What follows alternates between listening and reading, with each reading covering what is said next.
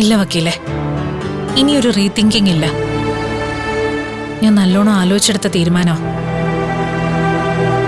എനിക്ക് ഈ ബന്ധം തുടരാൻ താല്പര്യമില്ല. വസുത ചെറുപ്പമാണ്. ചിലപ്പോ ഇനിയൊരു പുനർവിവാഹവും നടന്നേക്കാം. പക്ഷെ ഹസ്ബൻഡായി വരുന്ന പുള്ളിക്ക് ചിലപ്പോ സച്ചൂട്ടൻ ഒരു പ്രശ്നമായേക്കാം. ആദ്യമൊക്കെ പുതുമോടിക്ക് അയാൾ എല്ലാം വഴങ്ങിയെന്ന് വരും. പിന്നെ പിന്നെ തൊട്ടതിനും പിടിച്ചനുമൊക്കെ അയാൾ സച്ചൂട്ടനോട് വഴക്കിടും. ചിലപ്പോ തല്ലിയെന്നും വരും. അത് ചിലപ്പോ വസുതയ്ക്ക് സഹിക്കാൻ കഴിഞ്ഞില്ലെന്നും വരും. എല്ലാം സഹിക്കേണ്ടിയും വരും. എന്തൊക്കെയായാലും അമ്മായി ഗിരിയേട്ടനെ അടിക്കാൻ പാടില്ലായിരുന്നു. അതും മറ്റുള്ളവരുടെ മുന്നിൽ വെച്ച്. എനിക്ക് എത്ര വിഷമായെന്ന് ഗിരിയേട്ടൻ അറിയോ? അതിന് നീ എന്തിനു വിഷമിക്കണം? ഞാൻ പറഞ്ഞല്ലോ, എന്റെ അമ്മയെ എന്നെ അടിച്ചത്. അതിലേ എനിക്ക് യാതൊരു വിഷമവും ഇല്ല. മാത്രമല്ല, തെറ്റ് എന്റെ ഭാഗത്താ. ചെയ്തത് തെറ്റാണെന്ന് ഗിരിയേട്ടൻ അറിയാമെങ്കിൽ പിന്നെന്തിനാ അത് ചെയ്യാൻ പോയത്? ഇത്ര റിസ്ക് എടുത്ത് അവളെ സംരക്ഷിക്കേണ്ട ആവശ്യമില്ലായിരുന്നു. അതും അമ്മായി പോലും അറിയാതെ ഗിരിയേട്ടൻ അതിന് നിന്നത് ഒട്ടും ശരിയായില്ല.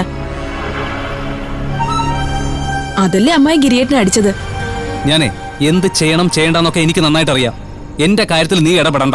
ആലോചിച്ചെടുത്ത തീരുമാനമാണോ? ഓക്കെ, വസുതയുടെ ഇഷ്ടം. സനീഷിനോട് ഒന്നുകൂടി സംസാരിക്കായിരുന്നില്ലേ?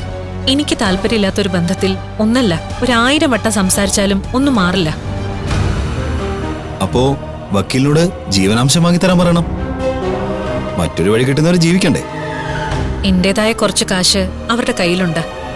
അതല്ലാതെ അയാളുടേതായിട്ടൊരു ചില്ലി പൈസ പോലും എനിക്കും എന്റെ മോനും വേണ്ട. ഞാൻ വക്കീൽ ഓഫീസിൽ പോയിരുന്നു.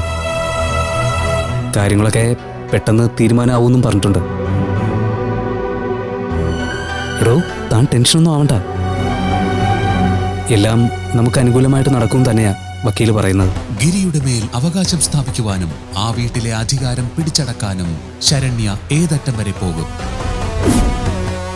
നമ്മുടെ അയിനുമോളുടെ പേരിൽ സിമ്പതി പിടിച്ചു പറ്റി ഈ വീട്ടിലെ കൊച്ചമ്മ ചമയാമെന്ന് ആരും കരുതണ്ട.